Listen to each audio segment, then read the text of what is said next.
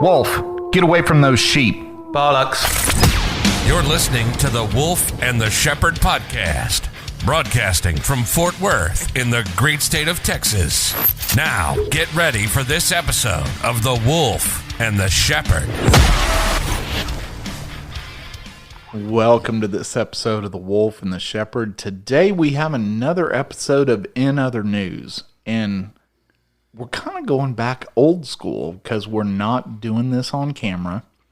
We have to protect our regular recurring guest's identity, Pat Beaman from On an Island with Pat Beaman, and the only way Pat would come back on the show once he found out that we were filming everything, he said, look, with my podcast, I can't be on camera due to contractual obligations and everything. And so we said, no, that's fine. We love having you on the show. So these, the In Other News are going to continue to be audio only. Well, there's a whole wealth of security issues as well. Well, on video. Yeah, look, Pat, first of all, we certainly appreciate you coming back, but your security people were kind of a pain in the ass to us. I mean, they were kind of a pain, but we will put up with that. I mean, we love having you on the show, but I mean, you've got some like above Secret Service level kind of security people. I mean, they're very just adamant about, your requirements. Well, I appreciate the accommodation. I do enjoy being on the show. Lawyers, contractual responsibilities, everybody has a say in it. I can't tell you that most of our guys were former Secret Service or, sure, as Mossad, but you probably have figured that out by now. So. Right. Yeah. But hey, I'm glad we can kind of go back to the old school every once in a while and just do the audio only and do some of these In Other News. And I know it's been a while, so Pat, glad to have you back. Wolf, do we have a news story we're going to read? Yeah. Before the show started, you said going back to audio only was like going back in a time machine. Yes. And really, it's only been like about 2 weeks since we did audio only. So I was just thinking, what a crap use of a time machine. Well, got all that power, and we've gone back to 2 weeks ago where we do audio only. That's going to be it, is it? Yeah, but that sounds about like what we would do. Yeah. Do you know how rich you could be, though, if you could just go back 2 weeks? Oh, yeah, even 2 days. I mean, right. Just any sports result. Absolutely. Yeah, I mean, the whole Back to the Future movie, Back to the Future Part 2. Yeah. All you need is that sports almanac. We'd probably still get the result wrong or something. Put all the money on something. Yeah, we'd fill the lotto ticket out wrong, and we'd miss a number. Yeah. Well, I've got some pretty uplifting stories today. Some relationship stories where people have, made that fatal error in a relationship. Where where they decide to get married. A few bad relationship stories. Got some racist counting going on. And somebody decided to perform an exorcism at Home Depot. So this sounds like a great day. Yeah. And that's all one story. So, start off. First of all, well, no, I'm going to let you go. Because I thought about a comment about Home Depot because I took my wife furniture shopping over the weekend. And when you see some stuff on like social media or whatever for like Home Depot and Lowe's and all that, there were toilets sitting in this furniture store we went in Grapevine.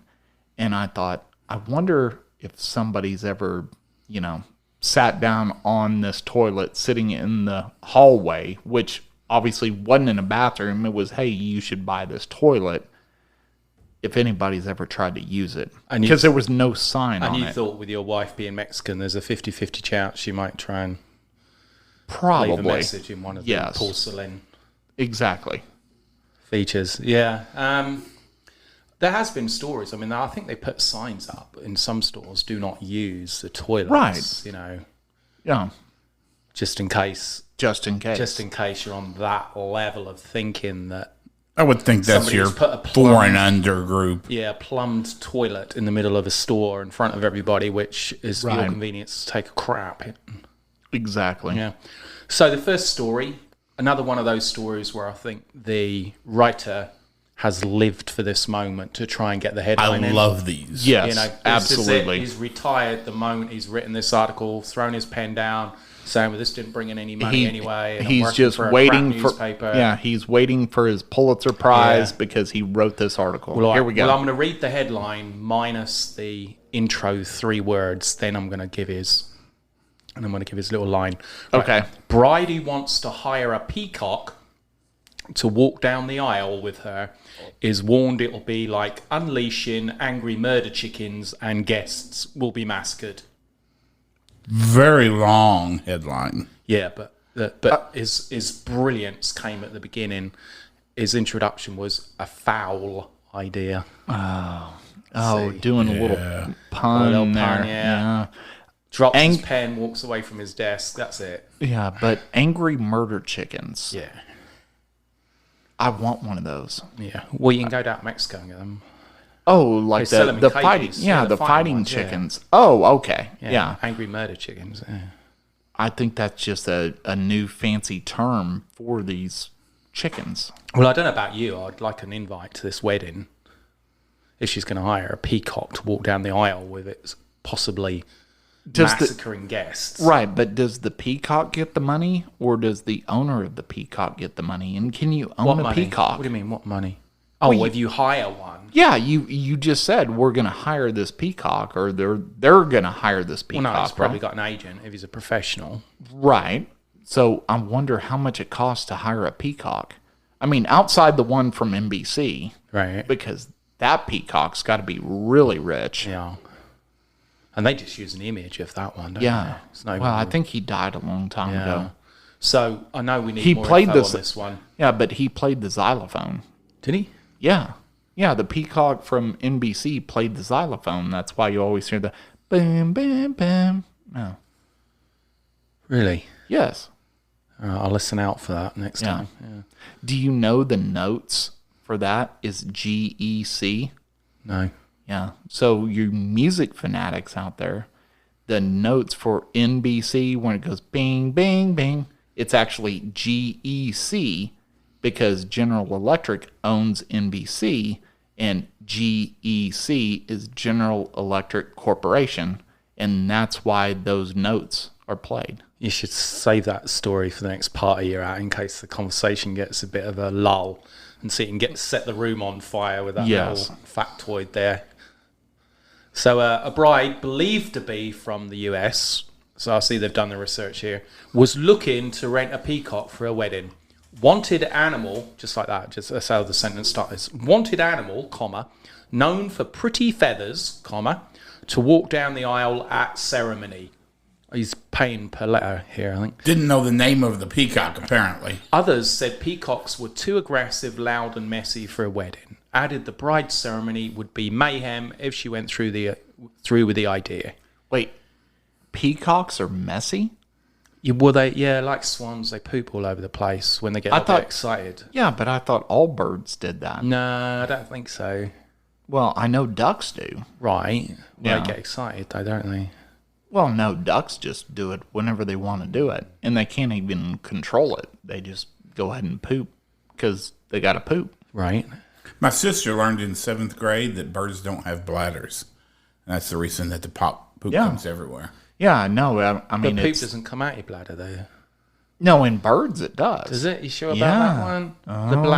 The bladder contains the poop in a bird. No, there is no bladder. There is no there is no There's bladder. no bladder. Yeah. So how do They only have one system. Right. So they don't pee then? No, they don't pee.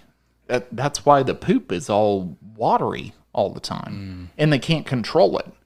You know, when we had our duck, that was the problem with the duck. It'd just be walking around and you'd, say, hey, Ruby, come here. And she would come walking up to you and, 5 steps in would just poop behind her. So that rude joke I told my mum when I was about 13 isn't true then, because she asked or made a comment about, I wonder why they call it a peacock. And I said, because it pees out of its...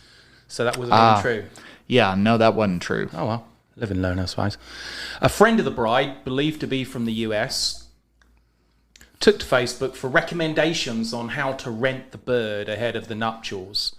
Their request was shared on That's It, I'm Wedding Shaming Facebook group, where many said peacocks were aggressive animals that can break your nose and poop everywhere. Oh, I think we need to stop right here.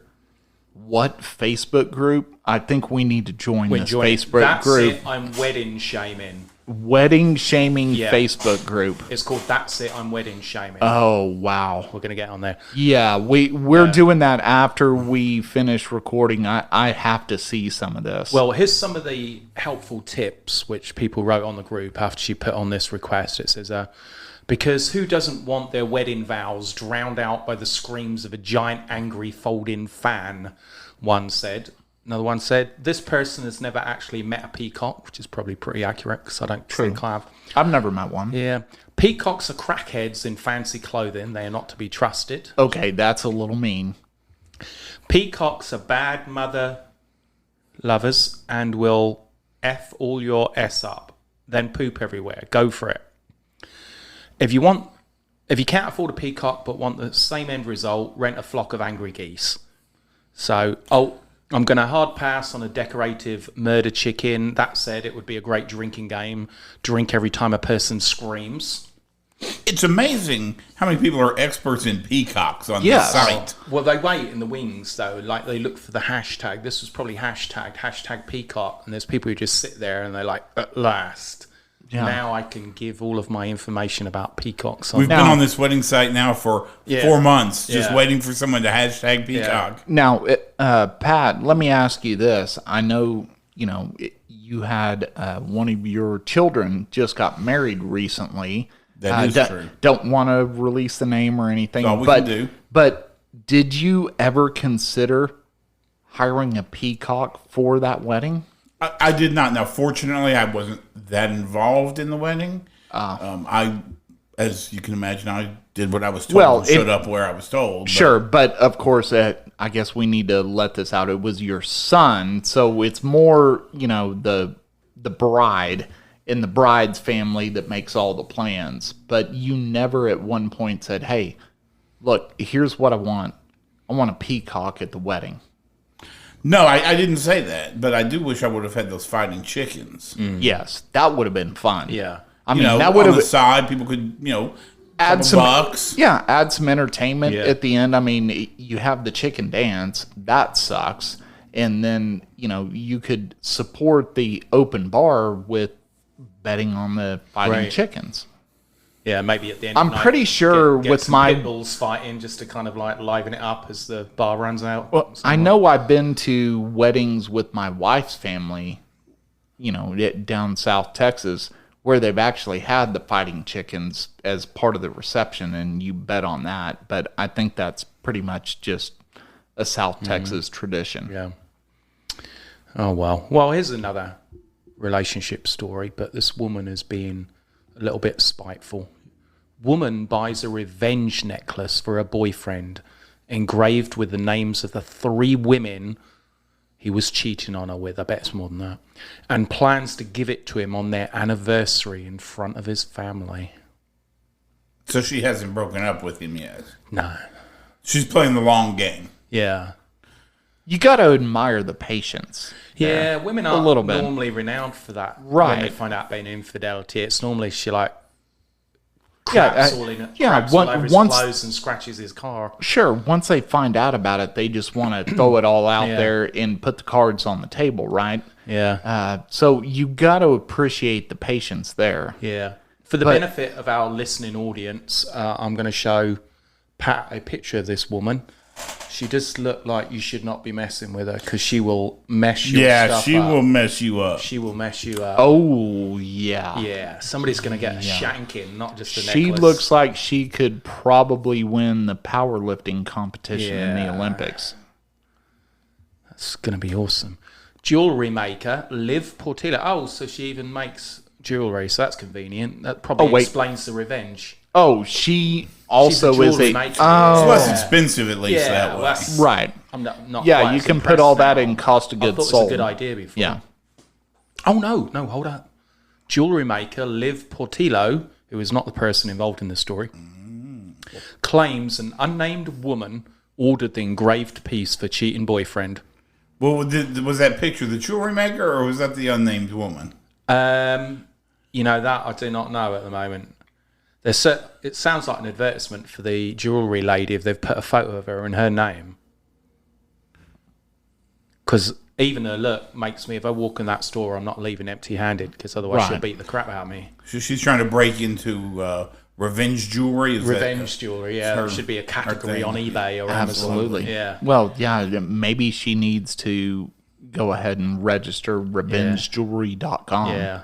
Is that a website? I don't know, kissmyass.pendants.org. Hang on, now I got to get my phone. Is revengejewelry.com available? I mean, yeah, maybe we're going to buy that right now. Hang on. Get the .ru address. Right, anyway. So revengejewelry.com. I mean, think about the money-making opportunity you would have with that, right? Right, here we go. You wonder how long she's planning on staying with the man until her big reveal. Well, the jewellery maker shared a TikTok video of the piece, which she claimed had been ordered by an unnamed woman. The gold necklace features the date of the couple's anniversary, 21st of June 2015. Oh, dang. On the front, and the three names on the back, Ashley, Genesis, and Karen. Wow. Now there's a grouping. Yeah. Well, I mean, the problem there, putting Genesis, when you have that, depending what date she puts, what format she puts the date in, somebody's probably just going to think it's going to be an inspirational verse. So here's what's crazy. So I typed in revenge jewelry into Google, and there's all kinds of stuff in Google.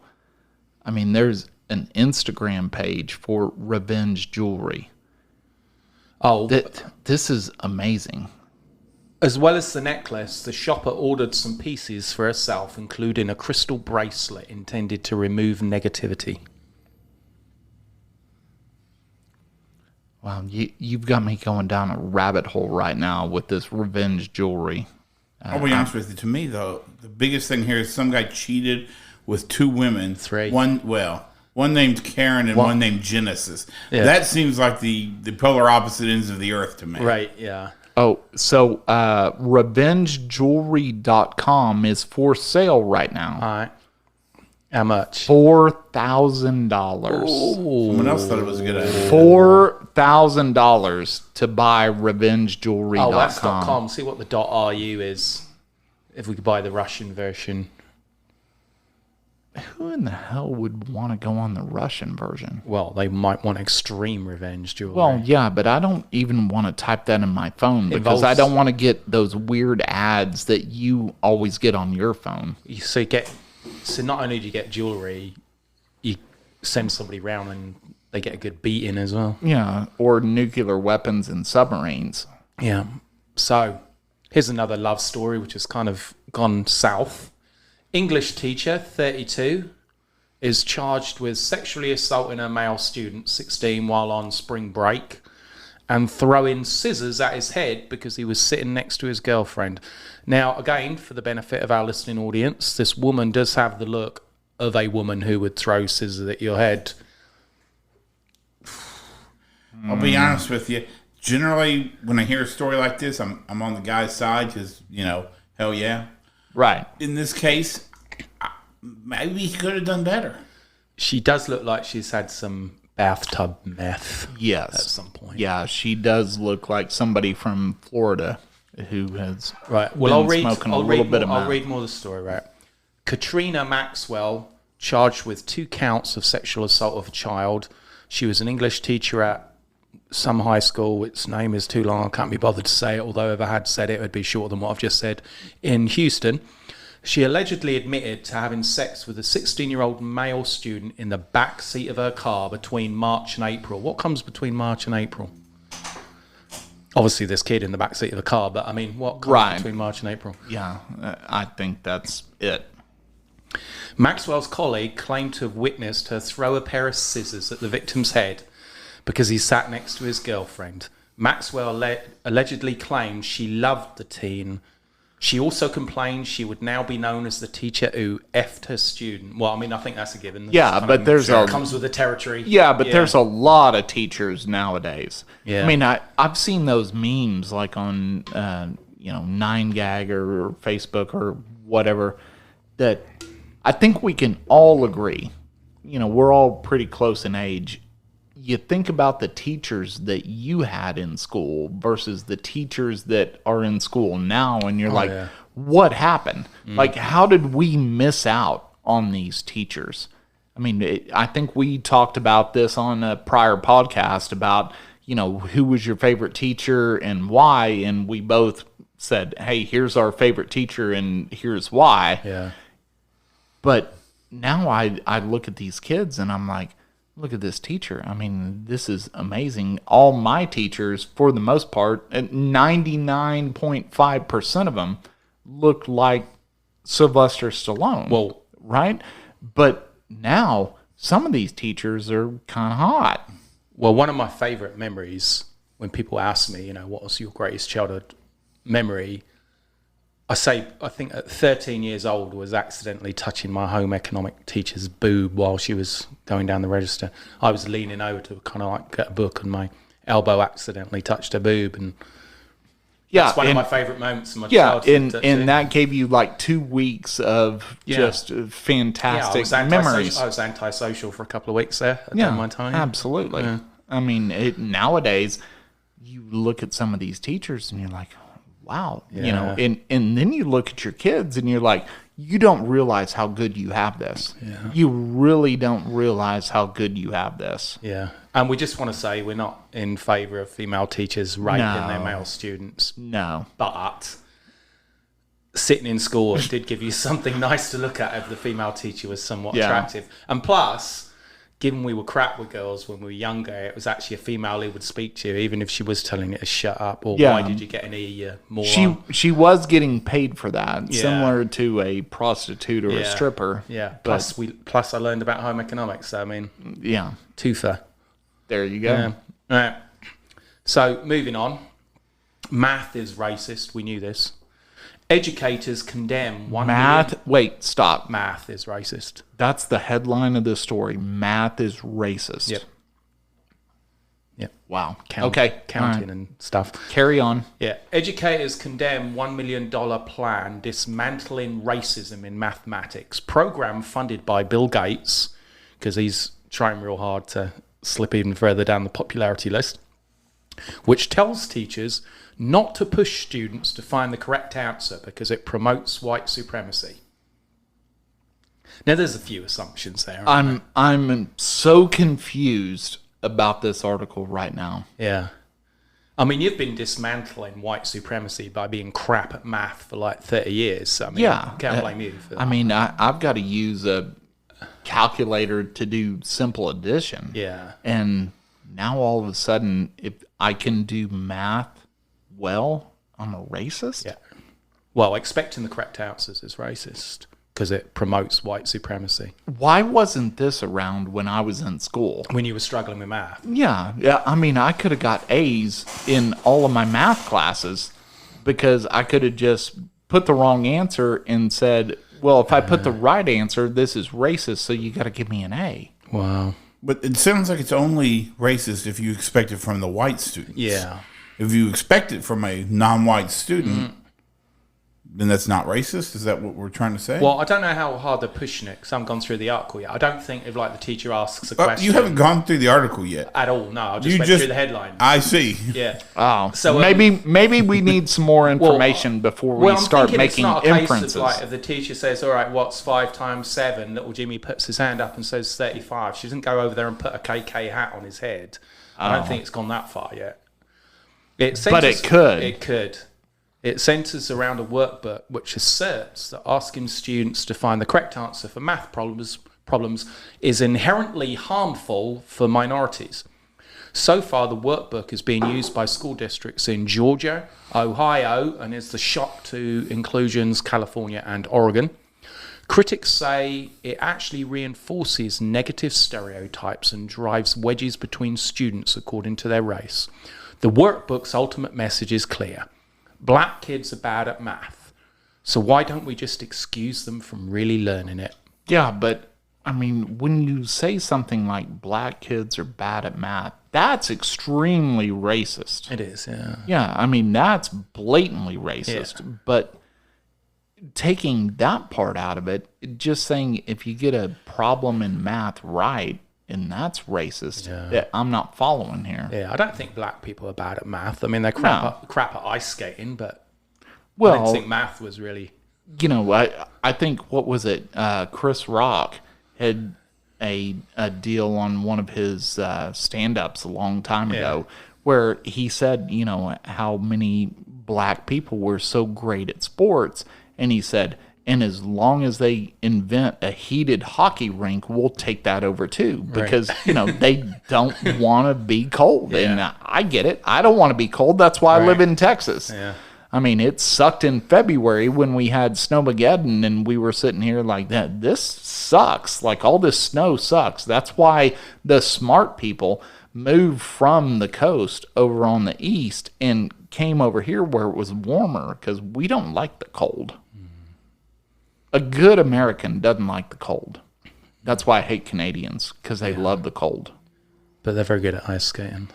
They are good at ice skating. Yeah. Instead of those little baby booties, they get little ice skates given to them when they're kids. Well, I guess that's good for the Canadian babies, because what else are you going to do with them? Yeah. So, do you eat at Subway, Pat, at all? Oh, yes. Yeah? Oh, yeah. Every 6 to 8 weeks. You're going to love this article then. Lab analysis of Subway's tuna sandwiches fails to identify tuna DNA for the second time, just months after class action lawsuit claims franchise is misrepresenting fish.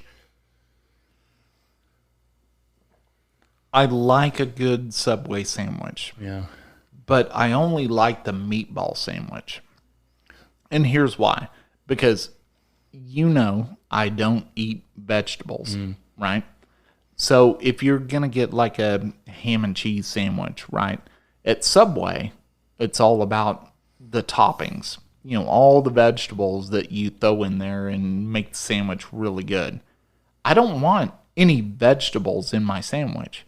So the only way I believe I get my money's worth out of a sandwich at Subway is the meatball sandwich. You're not even that keen on the bread, though. I don't know why you just don't buy a can of meatballs. That would be smarter. Yeah, it would be smarter, wouldn't it? Yeah, especially one with a peel-back lid, so you don't even have to carry one of those can openers around with you. That's true. That's true. Pat, what's your favorite Subway sandwich? Whichever one's on sale, generally. Oh, Cold cut combo, spicy Italian. Those are kind of my go-tos. Now, you're right. The point of going to Subway is to load on the veggies. You know, the lettuce, tomato, onion, peppers, spinach. Right. And so you got to like all that stuff to make it worthwhile. Yeah. It's the only reason really to go. Yeah, it really is. Otherwise, it's just cold cuts. Yeah, but then I see what you're saying on the base of the sandwich. If the tuna isn't really tuna, what is it? Well, the lab that tested the Subway tuna sandwiches found no amplification products from the DNA. I don't know what that means. And so they cannot identify the species. Results of the analysis come months after a class action lawsuit was filed against the fast food franchise alleging misrepresentation of the fish in their sandwiches. Now, not since SpongeBob became a lawyer has there been such a misrepresentation of fish. Yeah. So, have you ever had a tuna sandwich from Subway? No, I don't know why anyone would ever order that. But, okay, now, you admitted you like Subway sandwiches, so please try to prove this to me. There was a crab sandwich, right? Was there not some kind of a crab that I can deal recall. where they said imitation crab? No, well, almost everything says imitation crab. Yeah, because real crab meat's pretty expensive because you don't get much out of it. Okay, so you have this imitation crab. Yeah. Is it imitation tuna then with Subway and they're trying to pass it off as real tuna? And how do you imitate these sea creatures? Well, I don't know, but the point is, I mean, crab meat's pretty expensive. So I understand people not using real crab meat, but real tuna's not that expensive, is it? No, it's not. I mean, you can get it in the cans at the grocery store for like 75 cents, well, I think. The analysis was led by the New York Times, which obviously doesn't have anything better to do, which acquired more than 5 feet of tuna sandwiches from the fast food franchise, which if you're racist, you can work out that's either 10, 6 inches or 5 foot long sandwiches, huh? Yeah, but shouldn't that have been a red flag? Like, who orders 5 feet worth of tuna sandwiches from Subway? Well, maybe the people testing the tuna sandwiches, they want a robust sample. Well, yeah, it's them, but shouldn't the guy, sitting there saying, I'm making whatever it is, $8 an hour, working at Subway, no one orders 5 feet worth of tuna sandwiches here. Don't you think they went to different stores? Yeah, they could have done that, Maybe they were smart enough to do that. Well, the people who found it, they're suing for fraud, intentional misrepresentation, unjust enrichment, and other civil violations. Other civil violations. I'd love to know what those are. Derek Chauvin didn't get hit with as many charges as that, did he? No. That's ridiculous. Yeah, so the New York Times sent more than 60 inches worth of tuna sandwiches to a lab. They were ordered without cheese or vegetables to avoid contaminating the test, because we know how positive they normally test for tuna in tests. The lab conducted a $500 PCR test to determine if the Subway tuna was one of 5 different species. They found no amplification products, cannot identify it, hinted at 2 possible conclusions. One, it's so heavily processed that whatever we could pull out, we couldn't make an identification, or we got something and there's no tuna in there. So there we go. Wow. Or it could be a new 6th version of tuna. We only apparently know of 5 tunas. So what? Maybe there's a 6th. So Pat, there's over 15 species of fish that can be considered tuna. Or they only checked for 5 then. Some states they sell skipjack and yellowfin tuna, which a lab will know as Katsuwonus pelamis. That's gone too far there. They couldn't tell it was tuna. But we need to clarify, they're not looking for the Delta variant of tuna. No, which is just as well, because nobody can tell what the Delta variant of anything is because there are no tests, apparently. But we also want to make sure that we're clear. We love Delta Airlines, even though we don't fly Delta Airlines. I don't like Delta. I don't really either. Don't expect luggage to arrive, Delta Airlines. Pat, do you ever fly Delta Airlines? I have flown Delta a couple of times. My sister is a flight attendant for Delta. Is she really? Be careful with what you say. Yeah. But Pat always flies first class, so it's not really a... Well, that or when he flies private, Let's be honest, Pat, and we don't like to leak this out, but when's the last time you were actually on a real commercial flight? It's been a while, right? I mean, you're always flying private. We do get around a variety of transportation modes. Let's just say that. Yeah. Okay. Well, anyway, I'm sure you want to know Subway's official excuse for it. Yes. So Subway does not comment on where they get their tuna from, but a California store manager revealed the tuna comes in a case, and inside the case there are 6 aluminum pouches, and it's just like a pressed vacuum sealed slab of tuna. She described it as flaky and clearly soaked in water when it arrives before it is spread out and mixed with mayo. So there we go then. They got their expert to make these statements. Yeah, but that's exactly how it shows up when you buy it from the grocery store. I would think for sure that it went to every store pre-mixed. I'm shocked that they mix their tuna in a location. Yeah, I agree. To me, makes it a lot fresher. Yes. It's a fish product with mayonnaise mixed in a store, not in a warehouse. Right. Right, I want to move on to this next story because it's got another great line and probably another retired journalist after he wrote this. Oh, is this another mic drop moment? Yes. Oh, okay. Another pen drop moment. Yeah, here we go. Cops are called to break up a disorderly exorcism of dead trees in the lumber aisle of Home Depot in Pennsylvania. Any guess who's on the snappy headline? No, I've got nothing. Yeah, I got nothing. Barking mad.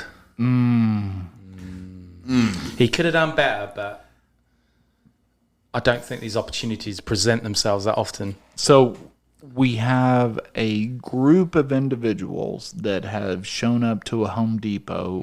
Well, I might be. It might just be one person, mate. Okay, fair enough. No, fair enough. Okay, so we have one or more individuals that have shown up to a Home Depot to do an exorcism on lumber. Yeah. Yeah. Wow. Yeah. Well, actually, it does say people, so there was more than one. Yeah. Although, it might just be one person and his pronouns is people. Just like I told my girlfriend from now on, my pronouns is just going to be them. No he, his, him, it, just them. No sir, no nothing, them. I have to be referred to as them all the time. What about they? No, just them. And they is good. And I like they better than And I them. also keep it up when I talk about myself as well. So I'm just like, them going to get a drink. Yeah. That makes sense. Would you like them to fetch you something? Do you ever say, them isn't doing anything today, them is going to play the Xbox? Yeah. Them is going to play the Xbox all day. Yeah. So leave them alone. I feel if I confuse her enough, she'll just leave me alone. So then I have the peace and quiet to go and play the Xbox. Right. Anyway. So the Dixon City Police Department disclosed a bizarre incident in a Facebook post detailing the 911 calls it had received on Monday afternoon. The description for a call at 3:26 p.m. read, disorderly people having an exorcism in the lumber aisle for dead trees. They were escorted out of the building. A Dixon City police officer said it was a seance type of thing for the dead. There were two people hanging out in the lumber department doing their little exorcism thing. I think he's belittling exorcism a little bit. You never know when you're going to need one. So I think you need to keep these people on the right side of you. Some people at the store started picking up that something was happening that was not necessarily normal. Police were called to the store and they were escorted out the building. The officer said neither of the individuals involved will face charges. Sometimes I think the 2x4s in my garage are possessed, wrote somebody mockingly. Wait, you shouldn't have put his name to that. That was crap.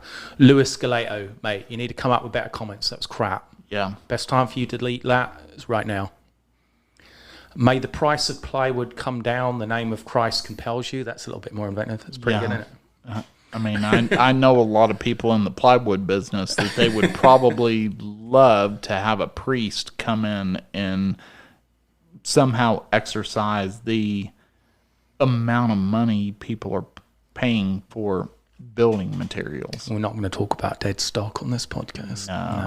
No. Sticky topic. Sticky topic. Yeah, let's not do that. Yeah. So I did want to finish with this story because it's a pet story. Pet story? Yeah, we're good with pet stories. We haven't had an animal in this entire series. And this one's not. We have. We had the peacock. Well, that's more about the woman who wanted a peacock than the actual peacock being the... I wouldn't mind having a pet peacock. Them wouldn't mind having a peacock either. Yeah. Yeah. I don't know if y'all have heard, but peacocks are nasty. It's like having a murderous chicken. Right. Yeah. Then they poop everywhere. Yeah. So this is an okay story because the animal's already dead this time. So normally we talk about a little bit of sadness in animal stories, but this one's already brown bread. So art teacher accidentally creates Frankenstein's cat after trying out taxidermy for the first time on a deceased tabby cat, leaving it with a terrifying grin and a body like a hot dog. So, okay, so for the listening viewers, let's go. Yeah, so let's go ahead and. There's a cat. Oh wow! That is awesome. We might have to put this one on our Facebook. But, we're gonna have to put that on. Posing with it. Oh wow! Posing with it over his shoulder. So, So the cat was dead. Yeah, but and she thought, I'm going to go ahead and electrocute it. Oh my God! So we've got to put that on our Facebook. And yeah, you're going to have to send me those pictures. And we're benefit that one. Wow. So Jennifer Clark from Citrus County in Florida. Oh, there you go. First Florida mention. Now it's starting to make sense. Decided to try taxidermy on a tabby cat she found dead by the roadside. Wow. However, her attempts at preserving the cat's body delivered alarming results. Animal was left with large black mouth and elongated body. She kept the cat, keeping it on her front windowsill of her Florida home. Jennifer has named the cat Oscar after U.S. hot dog firm Oscar Mayer because of the body's bizarre length. I need to know about a person who picks up dead animals on the side of the road and attempts at-home taxidermy. Yes. Well, here we go. So Jennifer Clark from Citrus County told people on social media that she had wanted to step up her art skills. She's actually an arts teacher. When she bought a tabby... What? Bought? Oh, brought as in... Oh, brought. To herself as such. When she bought a tabby, she found dead at the roadside home to work on. But the month-long process became more complicated than she first anticipated. Where did she get this guide from? YouTube, was it? And she ended up... You're struggling reading this, and right? And she ended up with a kind of shocking exhibit you might find in a bad taxidermy museum. Wow. Oh, we're definitely putting these pictures up on our Instagram. And will you stop showing me all these pictures? This cat Oscar needs to be our mascot. Yes. Yeah.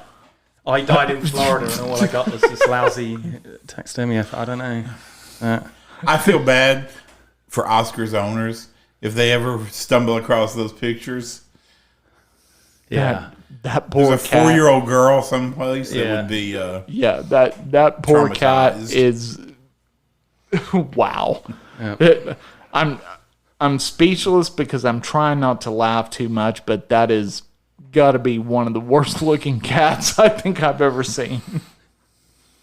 And the fact that she went through the taxidermy to go ahead and say, hey, look at this, and took the pictures. Well, I can't believe it took her a month. How does it take you a month? Because, I mean, what if you...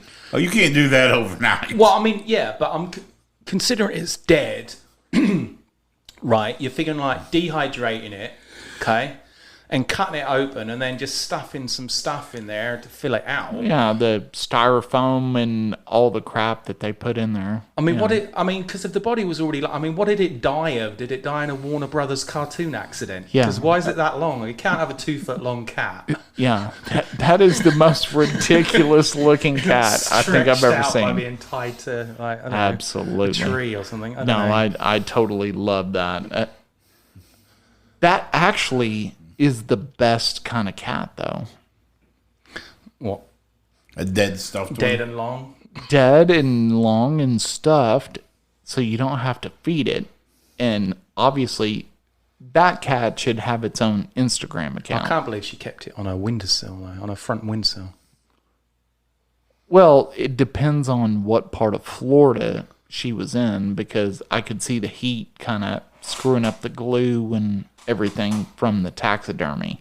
Well, judging by that, she might as well just use a stapler. No, that's probably true. And with all that said, thanks for tuning into this episode of The Wolf and the Shepherd, and we will catch you on the next one. Thanks for listening to this episode of The Wolf and the Shepherd podcast.